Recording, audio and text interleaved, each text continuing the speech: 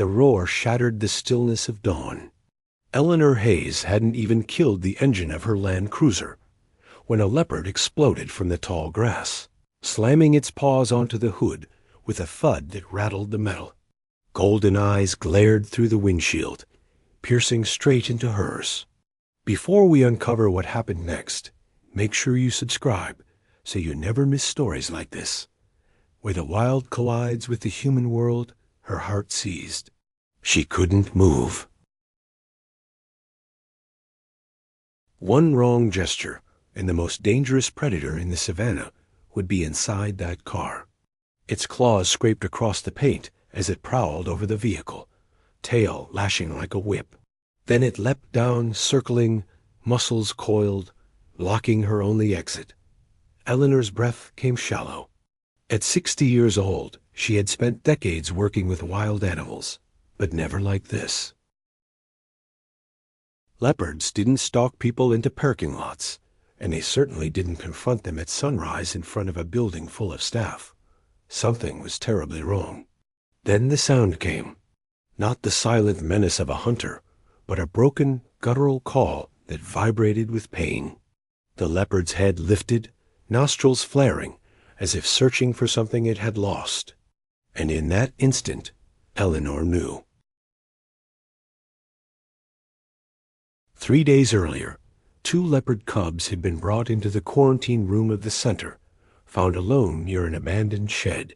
She had told herself their mother was gone. But now, staring at the desperate predator circling her vehicle, she realized the truth. A mother had tracked them here, and she wasn't leaving without them. Eleanor didn't dare move.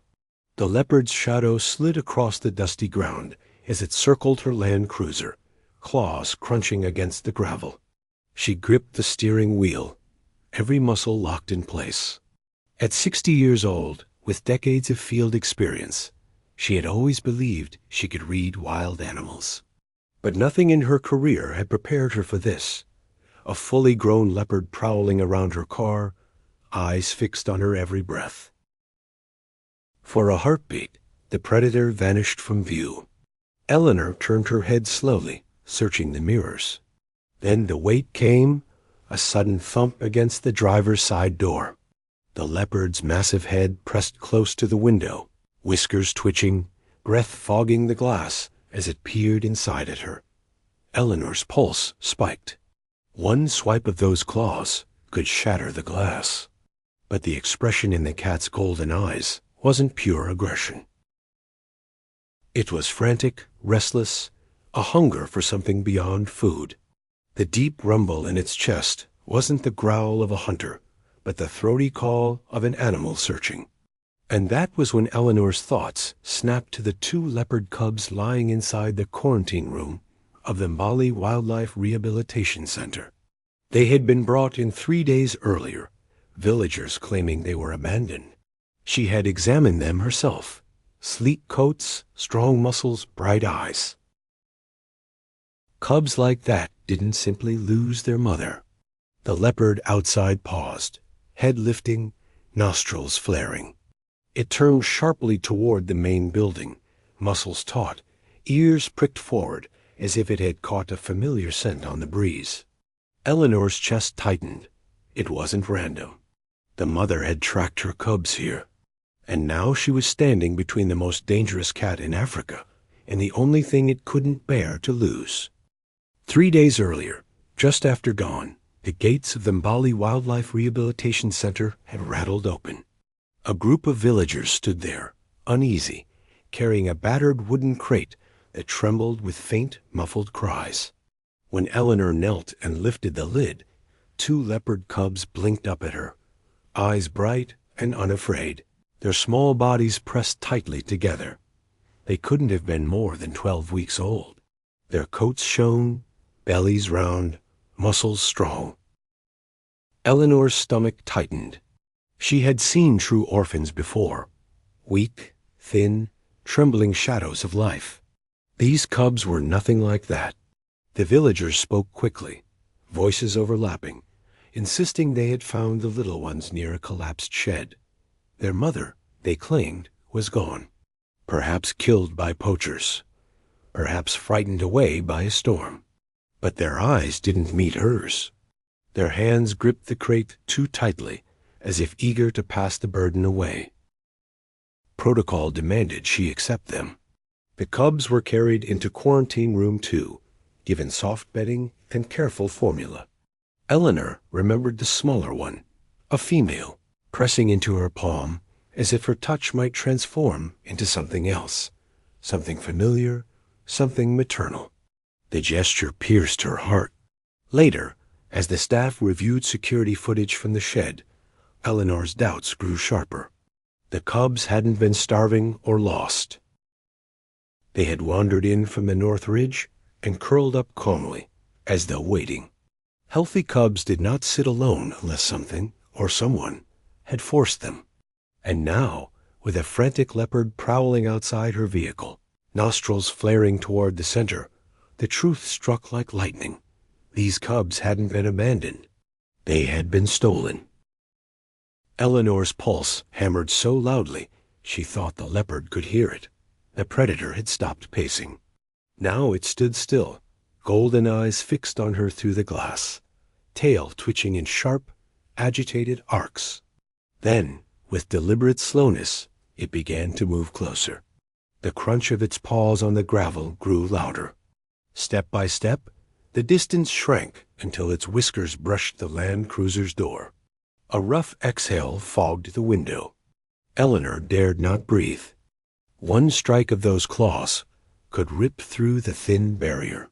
Her fingers searched blindly through her work bag, trembling until they found the forgotten flannel cloth. The same cloth she had wrapped around the smaller cub. With infinite care, she lowered the window a crack and held the fabric near the opening. The change was instant. The leopard's head snapped up, nostrils flaring. Its eyes widened with an almost human intensity, and then came a sound that made Eleanor's skin prickle. A deep, guttural call, trembling with need. A mother's call. Slowly, Eleanor pushed the door open. The leopard didn't pounce.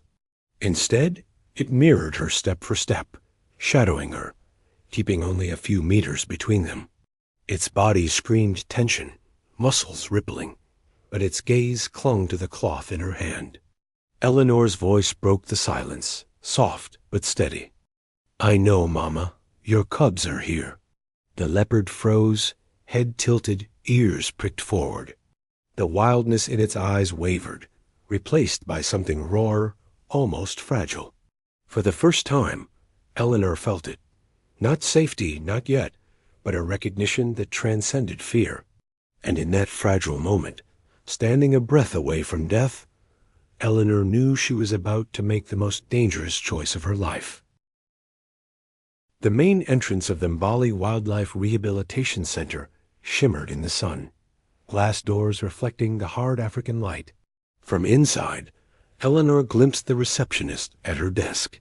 The young woman's head lifted, her expression shifting from boredom to shock as she saw what stalked at Eleanor's heels. Eleanor's phone buzzed in her hand. The group chat message already sent.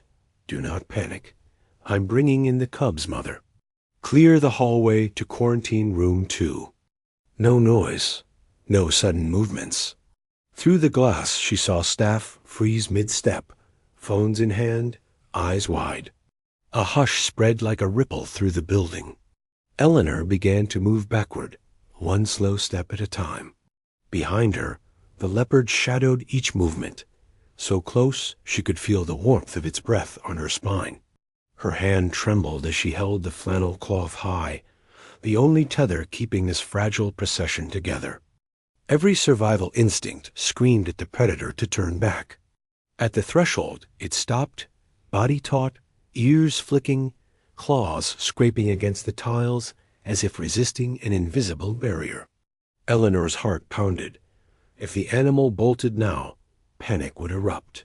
She steadied her voice, barely above a whisper. "They're here. Your cubs are waiting." The wind carried the scent of the little ones down the corridor. The leopard's head snapped toward it, a sharp, urgent chirp tearing from its throat.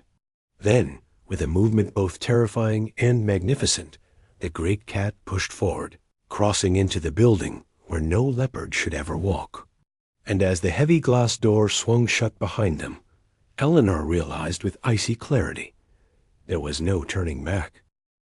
The hallway stretched like a tunnel, each fluorescent hum louder than Eleanor's own heartbeat. She moved step by step, the leopard padding so close their shadows merged on the floor. From the doorways ahead, staff stood frozen, some clutching clipboards to their chests, others with hands pressed to their mouths. No one dared speak. Then the sound came, thin, desperate mews seeping through the heavy door of Quarantine Room 2. The leopard jolted, ears snapping forward, her body quivering with recognition. A sharp chirp burst from her throat, raw and urgent. The cubs answered instantly, their cries rising like sirens. Eleanor's hand trembled as she twisted the handle. The door creaked open, and chaos erupted. The cubs hurled themselves across the enclosure, claws scraping against the floor as they collided with the bars. Their cries tore through the room, frantic and high-pitched.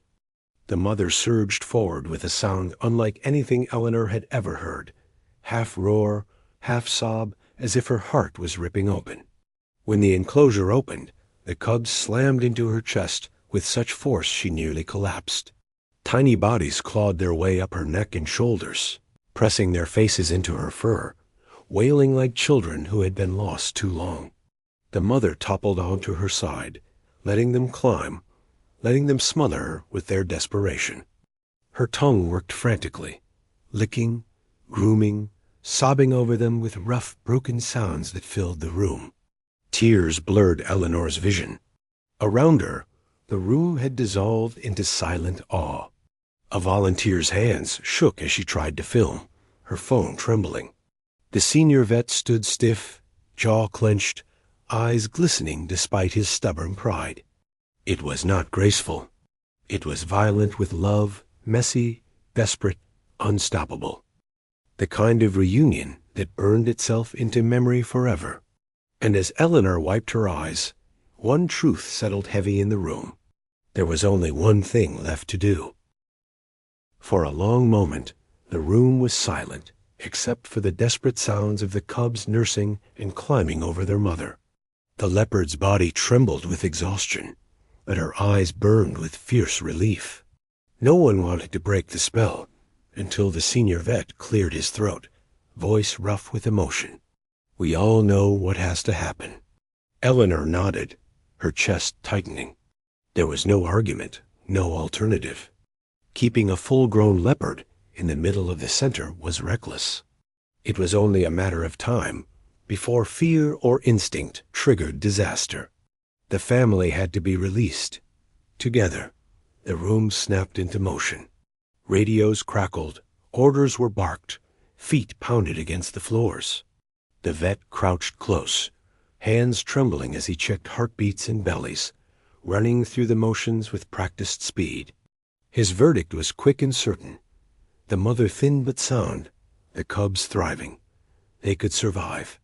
Martha, usually calm, spoke with urgency into the phone, fast-talking the wildlife department to approve a same-day release. Volunteers sprinted down corridors to prepare the transport crate, lining it with clean straw and the flannel cloth that had bound them all together. Through it all, the leopard never moved from the floor. She curled around her cubs, licking and sniffing as if cataloging every detail, determined never to lose them again. The contrast was surreal. Humans rushing, voices sharp with urgency, while in the center of it all sat a circle of stillness, a mother and her children locked in a world of their own. Maps were unrolled, fingers stabbing at locations, voices clashing. Too close to the village, too near the road. Not safe. Eleanor's eyes fixed on the northern ridge. She remembered the footage of the cubs' first steps, the direction they had come from. Rocky, wild, untouched. She pointed firmly. "There," she said, her voice like stone. "That's where she belongs. Take her home." By midday, The preparations were complete. The van door slammed shut over the transport crate, the mother calm only as long as she felt her cubs pressed against her. Around the vehicle, staff exchanged glances that spoke louder than words. Awe, fear, pride. They all knew they were part of something they would never see again. The engine roared to life. Dust billowed in the scorching sun. And as the convoy rolled toward the ridge, Eleanor gripped the wheel, a chill running through her veins. The hardest part was still ahead, setting them free. The convoy rolled out of the center's gates in a cloud of red dust. Eleanor led in the transport van, her hands locked on the wheel, every bump in the road jolting through the crate behind her. From inside came faint sounds, a cub's restless chirp, the low growl of their mother. It was a language of urgency that made her chest ache. The vehicles crawled north toward the ridge. On either side stretched the savanna, endless golden grass, broken by thorn trees and rocky outcrops. A herd of zebras startled at their approach, scattering in a ripple of black and white. Giraffes raised their heads from the treetops, unblinking, as if watching history in motion. But inside the van, the air was suffocating. Doctor Patel sat stiff in the passenger seat, his knuckles white against the map. Behind them, Martha's voice crackled through the radio, confirming clearance with rangers, her tone sharp with urgency. No one joked, no one relaxed. Every soul in the convoy knew the truth. If this went wrong, a full-grown leopard in panic could turn the mission into disaster. A deep thud rattled the crate, and Eleanor's eyes flicked to the mirror. Through the slats, golden eyes burned back at her, fierce and unyielding. She felt a chill despite the heat, the weight of carrying something untamed and sacred, as though she were trespassing on the laws of nature. The ridge loomed larger with every kilometer, jagged stone rising against the sky. This was leopard country, wild, merciless, alive with prey and danger alike. It was also their only chance. In the crate, the cubs pressed tighter into their mother, tiny bodies trembling, tails twitching with nervous rhythm. The mother shifted, releasing a low growl that reverberated through the van, a warning and a promise in one. Eleanor exhaled, her grip tightening. They were minutes away now. And when those doors opened, the fate of 3 wild lives and everyone who stood nearby would hang in the balance. The convoy stopped at the edge of the northern ridge, engines clicking into silence. The afternoon sun drenched the clearing in molten gold, the air thick with heat and dust. Ahead stretched leopard country, thorn thickets, rocky shadows, a spring trickling nearby. The kind of place where wild things could vanish in a heartbeat. Eleanor stepped down from the van, every eye following her. The transport crate loomed at the back, trembling faintly with the restless movements inside. From within came muffled sounds, a cub's chirp, the mother's growl, low and raw. The staff formed a wide circle, silent, reverent. No one dared speak. Even the wind seemed to pause. Dr. Patel's voice broke the hush, barely above a whisper. Do it. Eleanor's hand hovered over the latch. Through the slats, golden eyes blazed back at her, wild and unyielding. She swallowed hard, her throat dry. For a long moment she hesitated, not from fear, but from the weight of what was about to happen. She pulled the latch. The world froze. The door swung open, and the mother crouched in the darkness, every muscle coiled, torn between instinct and desperation. The silence stretched, unbearable, the entire circle of humans holding their breath as if the air itself were fragile glass. Then, with explosive power, she leapt. Dust burst into the sunlight, paws thudding against the earth with a force that vibrated through the ground. She spun, loosing a sharp, piercing chirp that sliced the air. 2 cubs tumbled out after her, stumbling in their rush to press against her legs, their spotted coats flashing like fire. The mother stopped at the edge of the clearing. She didn't run. Instead, she turned, her cubs pressed tight against her, her golden eyes locking on Eleanor. The gaze was fierce, ancient, impossible to hold. It wasn't gratitude. It was something deeper, a recognition that made Eleanor's chest ache as though she'd been branded. For a breathless instant, predator and human stood bound by a silent truth. Both mothers, both unwilling to let their young be lost. And then, with one final flick of her tail, the leopard slipped into the bush. The cubs bounded after her, their cries fading into the rustling grass until all three were swallowed by the ridge. The clearing remained still, every person frozen in the aftershock of what they had just witnessed. Only then did someone exhale, a shaky gasp breaking the silence. But Eleanor stayed rooted, eyes fixed on the shadows. She had given them back to the wild, and the wild had looked back at her. The drive back to Molly was heavy with silence. Dust clung to the windows, the hum of the engines the only sound. No one dared break the weight of what had happened. Each person sat wrapped in the memory of the moment, afraid that speaking it aloud might somehow lessen its power.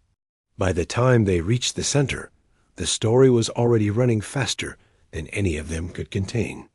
Phones buzzed with messages, video clips passed from hand to hand, the leopard pacing the hallway, the cubs hurling themselves into her chest, the wild stepping across a human threshold.